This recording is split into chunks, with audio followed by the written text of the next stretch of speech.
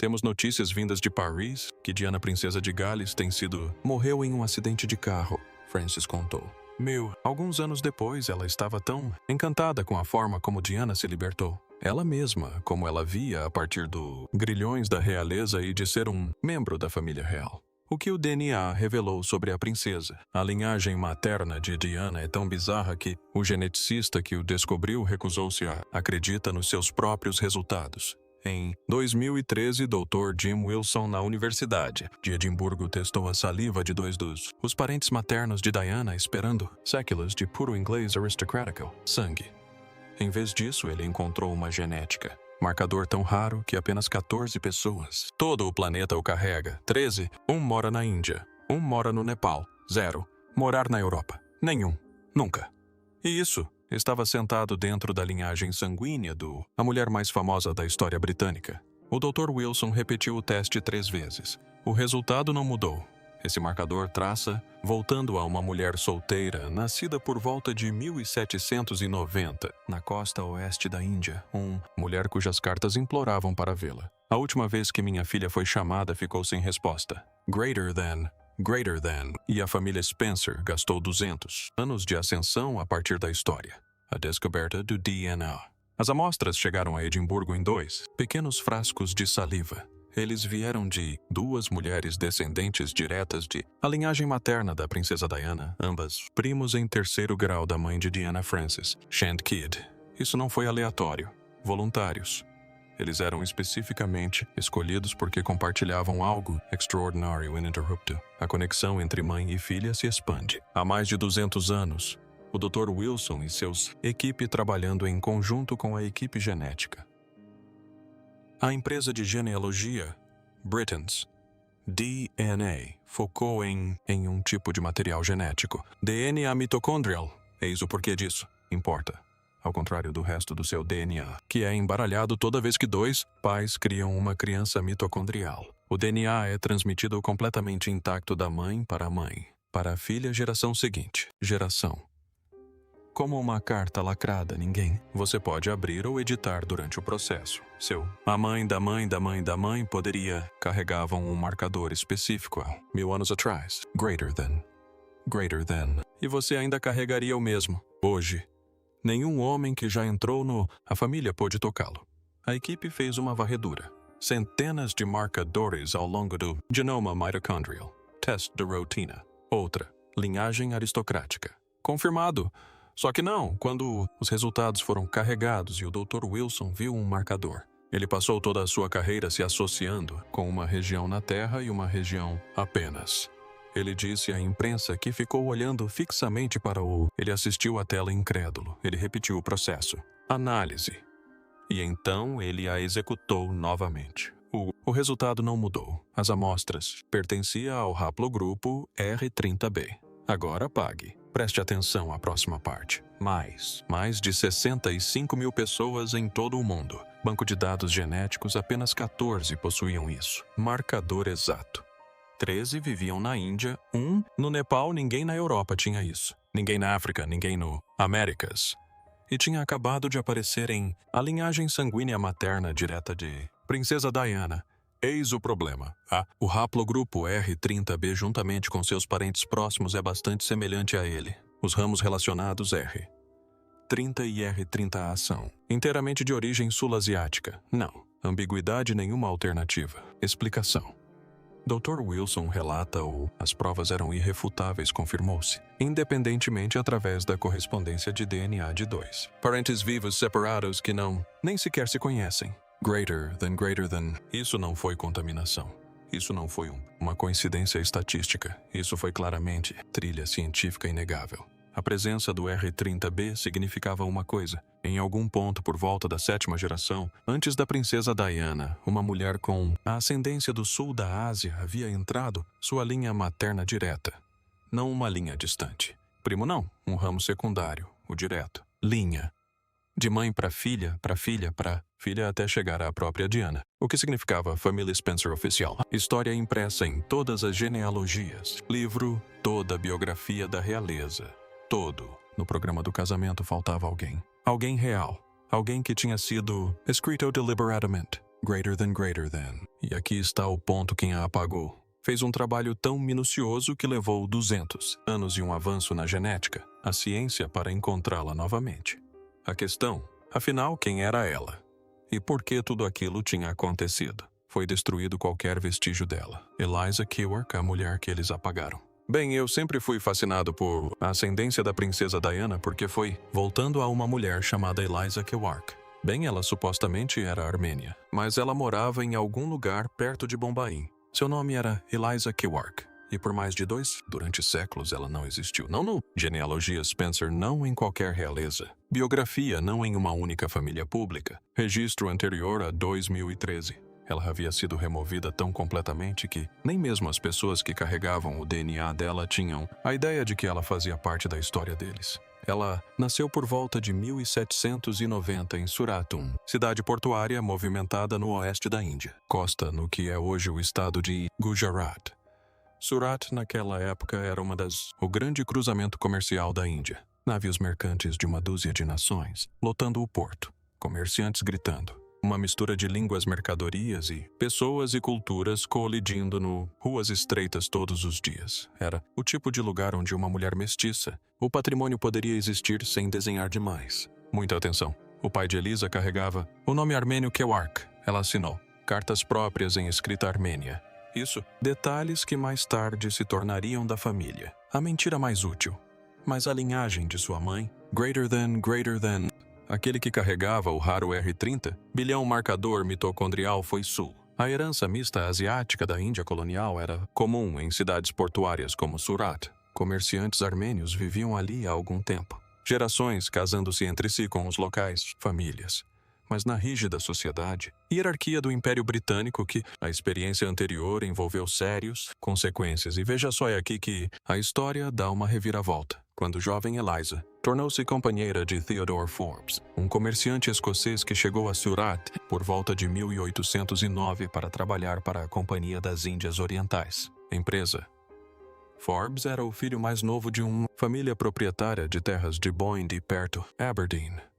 Ambicioso, calculista e determinado a construir uma carreira em o posto avançado mais lucrativo do império. Ele contratou Eliza como governanta, mas a realidade do relacionamento deles, muito mais profundo do que qualquer cargo. Juntos, eles tiveram 2 filhos.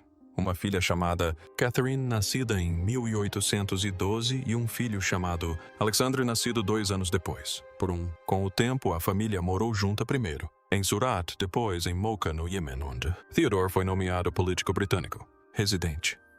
Suas funções oficiais eram de comprar café para a Companhia das Índias Orientais e monitorar as rotas de navegação no entrada para o Mar Vermelho.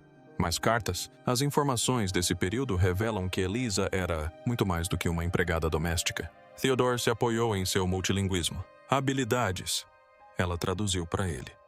Ela facilitou contatos diplomáticos com comerciantes e autoridades locais. Por todos. Em termos privados, eles eram uma família. Mas é o seguinte. Conforme a carreira de Theodore avançou e aceitou um prestigioso parceria de volta em Bombaim social, realidades da Índia britânica encerradas ao redor deles como uma armadilha. No desenho, quartos e clubes de cavalheiros do período colonial. Bombaim, uma companheira com sangue indiano. Ela não era apenas mal vista, ela era uma responsabilidade que pode acabar com a carreira. A tolerância racial na Índia, a segregação estava se instalando. E Theodore escolheu sua carreira. Deixou Eliza e os filhos em Surat, mudou-se sozinho para Bombaim, hospedou-se com amigos, frequentou jantares da alta sociedade, aceitou convites para as casas de outros funcionários da empresa e suas esposas europeias, construiu uma nova vida sem eles. Enquanto isso, Eliza e seus filhos viviam separados, isolados, abandonados na cidade onde um dia foram uma família. Ele sequer lhe escrevia diretamente. Quando decisões precisavam ser tomadas sobre o futuro das crianças, sua educação, sua ida para a Europa, seu próprio destino. Theodore usava intermediários para lidar com a correspondência. A mulher que lhe deu à luz, que traduziu para ele, que ajudou a administrar sua casa em 2 países, foi reduzida a um problema logístico, uma ponta solta a ser gerenciada à distância. E então algo aconteceu que ainda assombra esta história 2 séculos depois. Anos após a morte de Theodore, um pacote de cartas escritas em uma caligrafia não europeia foi descoberto na propriedade da família Forbes em Boinde, na Escócia. Elas ficaram guardadas em uma gaveta por décadas, intocadas, não lidas, acumulando poeira. Quando os estudiosos finalmente as examinaram, perceberam o que tinham em mãos. As cartas eram de Eliza, escritas em inglês rudimentar, ditadas a um escriba parsi, porque seu inglês escrito não era suficientemente bom, e assinadas de próprio punho em escrita armênia. Carta após carta, abrangendo anos. Todas com o mesmo apelo desesperado, permissão para ver sua filha uma última vez antes que Catarina fosse enviada para a Europa para sempre. Em uma das cartas ela escreveu: "Meu bom senhor, imploro que me informe.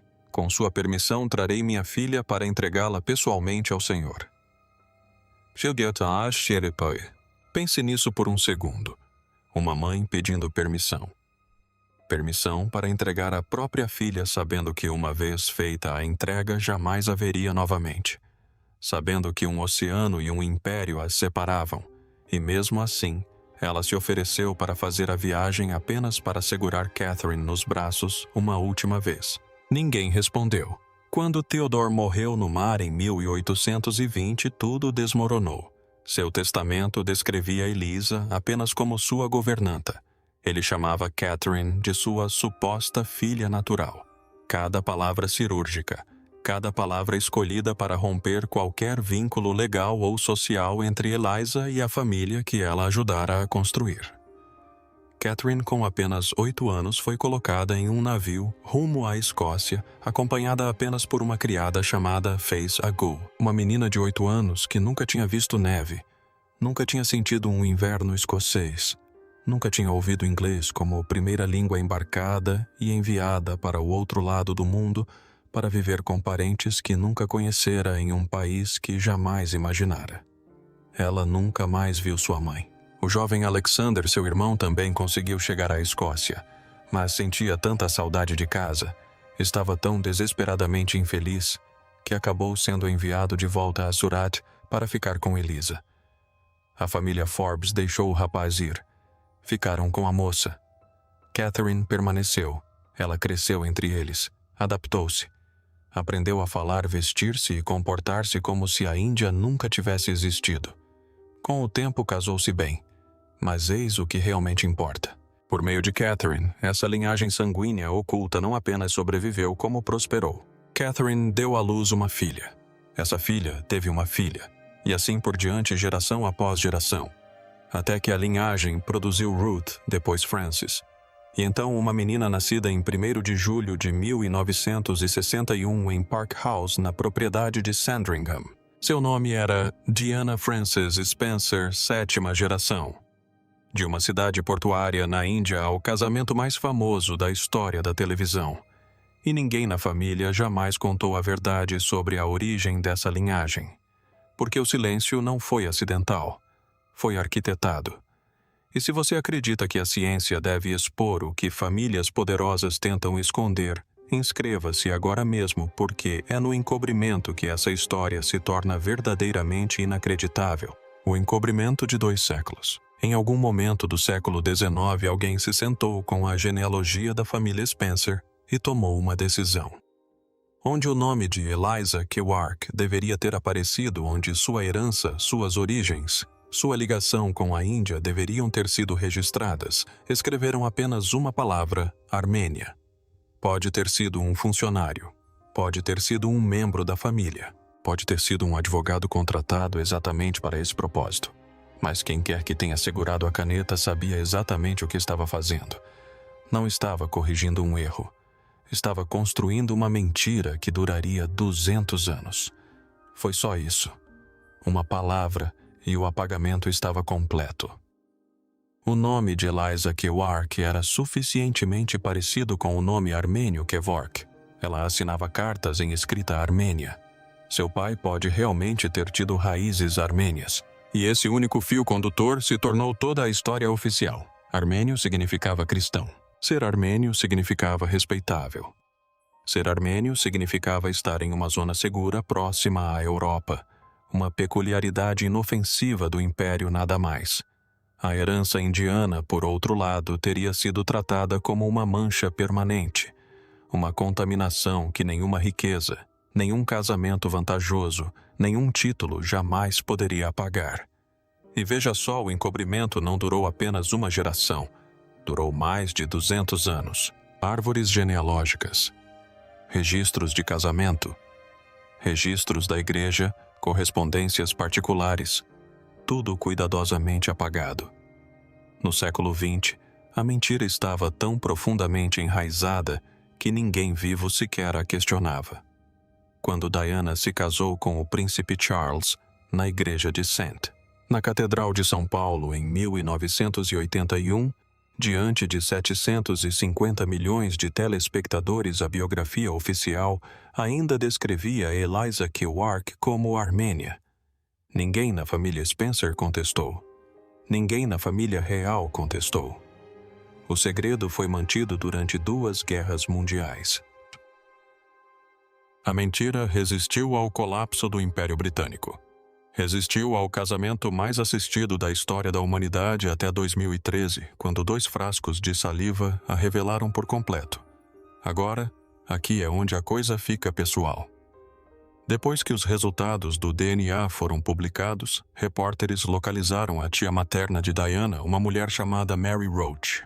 Ela era uma das poucas pessoas vivas que cresceram ouvindo as antigas histórias da família, aquelas transmitidas em jantares e cartas particulares por gerações. Quando lhe contaram o que o DNA havia revelado, ela fez uma pausa. E então disse algo que captura o absurdo de 2 séculos de engano em uma única frase. Sempre presumi que tinha ascendência armênia. Então estou encantada por também ter ascendência indiana. Uma mulher da própria família da princesa Diana viveu a vida inteira acreditando em uma história geneticamente falsa. Ela não sabia. Sua mãe não sabia. Sua avó não sabia. Geração após geração. As mulheres desta família transmitiram o DNA mitocondrial de Eliza em suas células enquanto perpetuavam a história de fachada armênia durante os jantares. A mentira tinha sido tão completa, tão meticulosamente mantida ao longo de tantas gerações, que nem mesmo as pessoas portadoras do DNA faziam ideia do que ela realmente era. A verdade biológica e a mitologia familiar caminharam lado a lado por 200 anos, e ninguém percebeu que contavam histórias completamente diferentes. A verdadeira história estava escrita em suas células o tempo todo. Só foi preciso a ciência para finalmente decifrá-la. Mais majestoso que a própria realeza. Mas é aqui que a história toma um rumo inesperado. Quando o noivado de Diana com o príncipe Charles foi anunciado em 1981, os editores do Burke's Peerage, o registro definitivo da aristocracia britânica, fizeram uma declaração pública que chocou até mesmo a família real. Declararam que Lady Diana Spencer tinha mais sangue real inglês correndo em suas veias do que seu futuro marido. Os Spencers disseram, eles eram repletos de conexões com a realeza. Pense nisso por um segundo. A mulher cuja família passou 2 séculos escondendo sua ancestral indiana acabou sendo mais nobre do que o príncipe com quem estava se casando. Eis o que a maioria das pessoas não percebe. O sangue real na família de Diana não fluía por meio de casamentos oficiais ou grandes alianças negociadas entre reinos. Vinha do lado errado da cama, através de amantes. Barbara Villiers, Louise de Querouaille e Nell Gwyn conquistaram o afeto do rei Charles, segundo um monarca famoso por ter mais de 12 de filhos com mulheres que nunca se tornariam rainhas. A família Spencer traça sua linhagem não através de 1 nem 2, mas de 3 dessas amantes reais. Seus filhos nasceram fora das regras de sucessão, mas sua linhagem discretamente se entrelaçou na aristocracia inglesa ao longo dos séculos. Diana descendia de Henry Fitzroy, Duque de Grafton, e Charles Lennox, Duque de Richmond, ambos filhos ilegítimos de Carlos II. 11 gerações atrás, ela também era descendente direta de Maria Stuart, rainha da Escócia, executada em 1587 por sua prima Elizabeth I. Entretanto, a propriedade dos Spencer em Althorp existia desde 1508, sobrevivendo a guerras dinastias e à ascensão e queda de monarcas. O próprio sobrenome da família real, por outro lado, era Saxe-Coburgo-Gotha, completamente alemão, até que o rei George V discretamente os renomeou para Windsor durante a Primeira Guerra Mundial para evitar represálias anti-alemãs. E essa é a ironia crucial. Segundo os cálculos mais antigos, Diana não estava se casando com alguém de posição social superior. Charles Sim. A mulher cuja família passou 2 séculos escondendo um ancestral indiano, apagando nomes de genealogias, substituindo a herança por uma ficção conveniente, garantindo que ninguém jamais investigasse a fundo a verdadeira origem da linhagem. Essa mulher acabou se revelando mais nobre do que o príncipe com quem estava se casando. A família que apagou uma mulher da Índia para proteger seu status produziu a noiva mais importante da história da realeza moderna. Os Spencers guardaram seu segredo com tanto zelo por tanto tempo que quando Diana caminhou até o altar da igreja de St. na Catedral de São Paulo, a ironia era invisível para todos os presentes. E ainda assim ninguém contou a verdade. Até que o DNA falou por si só. A linhagem termina. É aqui que a história se encerra e se encerra de forma impactante. O príncipe William carrega o mesmo marcador mitocondrial raro de 30 bilhões de reais que teve origem em Gujarat há mais de 200 anos. Passou por Elisa. Kerouac cruzou oceanos. Sobreviveu ao preconceito colonial. Resistiu a 2 séculos de apagamento deliberado e pousou no DNA do homem que um dia se sentará no trono britânico. Os marcadores autossômicos nos genomas das 2 primas maternas de Diana confirmaram que elas carregavam entre 0,3% e 0,8% de ancestralidade sul-asiática, o que significa que o próprio William quase certamente carrega uma pequena, mas real, porção de DNA indiano herdada diretamente de Eliza. Ele será o primeiro monarca britânico com ascendência indiana comprovada. A Commonwealth, lar de mais de 1 bilhão de pessoas de ascendência sul-asiática, um dia será liderada por um rei que carrega uma ligação genética direta com sua região em suas células. Isso não é simbolismo. Não é um gesto diplomático. Não é uma manchete para animar o público. É biologia inscrita no DNA de um homem que usará a coroa. Mas aqui está a reviravolta final. E esta não tem um final feliz. O DNA mitocondrial flui apenas da mãe para o filho. Os homens o carregam, mas não podem transmiti-lo.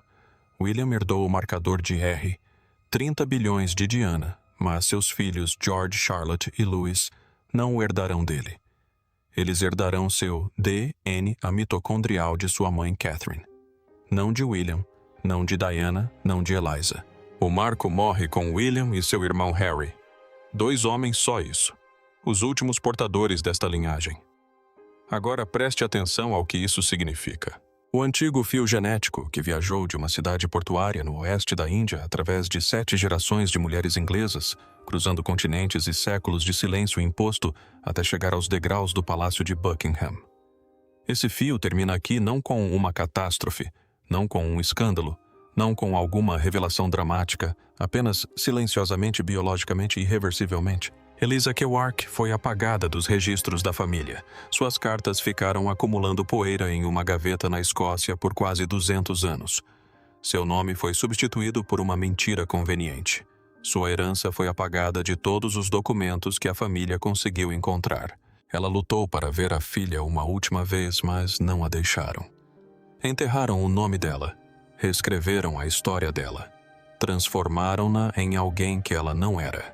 E agora, 200 anos depois, até mesmo o DNA dela, a única coisa que não puderam reescrever, o último vestígio de que ela sequer existiu, nessa linhagem terá desaparecido. Os Spencers passaram 200 anos escondendo essa mulher. Se enterraram isso, o que mais você acha que as famílias mais poderosas do mundo ainda escondem? Se quiser descobrir, assine agora, porque as histórias que eles não querem que você ouça são sempre as que mais valem a pena contar.